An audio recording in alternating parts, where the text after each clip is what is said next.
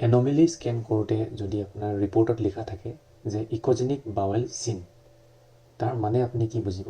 তাৰ মানে হ'ল যে আপোনাৰ বেবিটোৰ যোনখিনি ইণ্টেষ্টাইন থাকে সেইটো জোখতকৈ অলপ বেছি বগা দেখা পোৱা গৈছে আল্ট্ৰাছ'ন'গ্ৰাফি কৰোঁতে।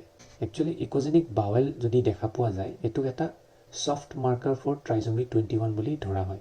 তাৰ মানে যে ইকোজেনিক বাৱেল যদি আছে তেতিয়াহ'লে আপোনাৰ বেবিটোৰ ট্ৰাইজমি 21 যোনটো ডাউন চিনড্ৰম বুলি কোৱা হয় সেইটো হোৱাৰ সম্ভাৱনাটো অলপ বাঢ়ি যায়। কিন্তু এইটোও দেখা যায় যে অকল যদি ইকোজেনিক বাৱেলটো আছে তাৰ বাহিৰে বেলেগ একো পোৱা নাই তেনেহ'লে মেজৰিটি অফ দ্য কেছেছ এইটো এটা নৰ্মেল ফাইণ্ডিং বা নৰ্মেল ভেৰিয়েণ্ট বুলিও ধৰা হয়। তথাপিতো এনেকুৱা কেইবাটাও মেডিকেল কণ্ডিশ্যনছ আছে যোনটোৰ লগত আপোনাৰ ইকোজেনিক বাৱেলটো এছ'চিয়েট হৈ আছে। আহকচোন আমি চাওঁ কি কি মেডিকেল কণ্ডিশ্যন ইয়াৰ লগত কানেক্টেড আছে।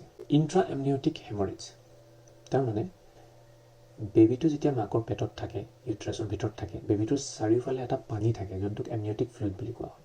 কিবা কাৰণত যদি সেই ফ্লুইডটোত ব্লিডিং হৈ যায়, ব্লাড আহি যায়, তে সেই পানীখিনি বেবিটোৰ মুখেদি সোমাই যায়, সোমাই গৈ ইণ্টেষ্টাইনত পায়গৈ, তেতিয়া সেই ইণ্টেষ্টাইনটো দেখাত ইকোজেনিক হৈ যায়। এইটো একচুৱেলি চবতকৈ কমনেষ্ট কণ্ডিশ্যন যি কাৰণে আপোনাৰ ইকোজেনিক বাৱেলটো দেখা পোৱা যায়। ইয়াৰ বাহিৰেও কেতিয়াবা যদি আপোনাৰ কিছুমান ক্ৰম'জমেল এবনৰ্মেলিটিছ থাকে যেনে ট্ৰাইজমি 21 যোনটোক ডাউন চিনড্ৰম বুলিও কোৱা হয়, এনেকুৱা কণ্ডিশ্যনছবিলাক থাকিলে আপোনাৰ ইণ্টেষ্টাইনবিলাকৰ কিছুমান প্ৰব্লেম হয়। সেই প্ৰব্লেমবিলাকৰ কাৰণেও আপোনাৰ ইকোজেনিক বাৱেলটো সাধাৰণতে দেখা পোৱা যায়। ইয়াৰ উপৰিও যদি আপোনাৰ বেবিটোৰ কিবা ইনফেকশ্যন হৈছিলে, ফিটেল ইনফেকশ্যন যেনে চাইটোমেগালোভাইৰাছ ইনফেকশ্যন, এনেকুৱা কণ্ডিশ্যনছ যদি থাকে তেতিয়াও আপোনাৰ বেবিটোৰ ইণ্টেষ্টাইনছবিলাক অলপ ইকোজেনিক দেখা পোৱা যায় আল্ট্ৰাছ'ন'গ্ৰাফি কৰোঁতে। আৰু ধৰি লওক আপোনাৰ কিছুমান জেনেটিক ডিজিজ থাকিব পাৰে যেনে চিষ্টিক ফাইব্ৰ'চিছ, এইবিলাক কণ্ডিশ্যন হ'লেও আপোনাৰ ইণ্টেষ্টাইনটো ইনভলভ হৈ যায়, তেতিয়াও আপোনাৰ ইণ্টেষ্টাইনটো দেখাত অলপ ইকোজেনিক নিচিনা হ'ব পাৰে। ইয়াৰ উপৰিও যদি ফিটেল গ্ৰোথ ৰেষ্ট্ৰিকশ্যন হয়, যদি বেবিটোৰ গ্ৰোথটো ভাল নহয়, জোখৰ নহয়, কাৰণ আপোনাৰ যদি মাকৰ পৰা বাচ্চালৈ তেজ চলাচলটো ভাল নহয় তেতিয়া বেবিৰ গ্ৰোথটো ভাল নহয়। যিহেতু তেজটো মাকৰ পৰা বাচ্চালৈ কমকৈ আহিছে তেতিয়া সেই তেজটো আপোনাৰ ইণ্টেষ্টাইনতো কমকৈ যাব, তেতিয়া ইণ্টেষ্টাইনবিলাকৰ চেঞ্জেছবিলাক দেখা পোৱা যায় আৰু ইকোজেনিক বাৱেল বুলি আপুনি আল্ট্ৰাছাউণ্ডত দেখা পাব। এতিয়া আমি কি কৰিম? যদি আপোনাৰ ৰিপৰ্টত কিবা কাৰণত ইকোজেনিক বাৱেল বুলি ধৰা পৰে তেতিয়াহ'লে আপুনি চাব লাগিব যে এছ'চিয়েটেড কি কি প্ৰব্লেম আছে। আপুনি যেতিয়া আল্ট্ৰাছ'ন'গ্ৰাফিখন কৰে তেতিয়া আপুনি কিছুমান বস্তু গম পাব যে ইণ্ট্ৰা এমনিয়টিক হেমৰেজ আছে নেকি, যেনেকৈ এমনিয়টিক ফ্লুইডত কিবা ব্লিডিং হৈছে নেকি, আপোনাৰ ইণ্ট্ৰা ইউট্ৰাইন গ্ৰোথ ৰেষ্ট্ৰিকশ্যনছ আছে নেকি, তাৰমানে বেবিটোৰ গ্ৰোথটো কম হৈছে নেকি, মাকৰ পৰা বাচ্চালৈ তেজ চলাচলটো কম হৈছে নেকি, সেইখিনি বস্তু গম পাব। বা মিকনিয়াম পেৰিটনাইটিছ বুলি কোৱা হয় এটা কণ্ডিশ্যন, সেইবিলাক আছে নেকি আপুনি এইখিনি আল্ট্ৰাছ'ন'গ্ৰাফিত গম পাই যাব। ইয়াৰ উপৰিও আপোনাৰ কিছুমান জেনেটিক কণ্ডিশ্যন যে থাকিব পাৰে সেইখিনি আপুনি চেক কৰিবৰ কাৰণে আপুনি জেনেটিক কাউন্সেলিং কৰিব লাগিব।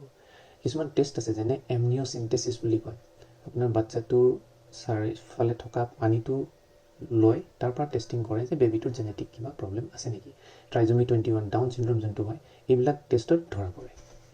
ইয়াৰ উপৰিও আপোনাৰ ইনফেকশ্যনছবিলাক ধৰা পেলাবৰ বাবে টৰ্চ চেৰলজি এটা প্ৰফাইল পায়, মানে কেইবাটাও ইনফেকশ্যনছ থাকে তাৰে ভিতৰত চাইটোমেগালোভাইৰাছ ইনফেকশ্যনটো খুবেই কমন হয় এই কণ্ডিশ্যনটোৰ কাৰণে, আৰু সাধাৰণতে এই টেষ্টটো মাকৰ তেজৰ পৰা কৰা হয়। নেক্সট আহিলে আপোনাৰ চিষ্টিক ফাইব্ৰ'চিছ, যোনটো আপোনাৰ এটা জেনেটিক প্ৰব্লেম হয়। জেনেটিক প্ৰব্লেম হোৱাৰ বাবে এইটো যদি বাচ্চাটোৰ থাকে তাৰমানে মাকৰো থাকিব লাগিব, মাকৰ থাকিলেহে বাচ্চালৈ যাব, সেইকাৰণে এইটো মাকৰ টেষ্টিং কৰা হয় যে মাক চিষ্টিক ফাইব্ৰ'চিছৰ কেৰিয়াৰ হয় নেকি, মাকৰ পৰা বাচ্চালৈ যাব পাৰে নেকি, এইটো মাকৰ ব্লাড টেষ্টৰ পৰা গম পোৱা যায়। সেইবাবে এন'মেলি স্কেন কৰিলে আপোনাৰ কেইবাটাও বস্তু আপোনাৰ ধৰা পৰিব পাৰে, চব ইটোৰ লগত সিটো কানেক্টেড আছে। আমি সেইকাৰণে ডিটেইল চেক কৰিব লগা হয় যে কোনটো বস্তুৰ কাৰণে হৈছে। সেইকাৰণে অকল যেতিয়া ইম্প্ৰেশ্যন এটা দিয়ে আপোনাৰ ৰিপৰ্টত লগে লগে আপুনি পেনিক কৰিব নালাগে, সেইটো প্ৰপাৰ ফ'ল' আপ কৰিব লাগিব, প্ৰপাৰ টেষ্টিং কৰিব লাগিব, তাৰপিছত আমি এটা কনক্লুজনত আহিম যে একচুৱেলি প্ৰব্লেমটো ক'ত আছে।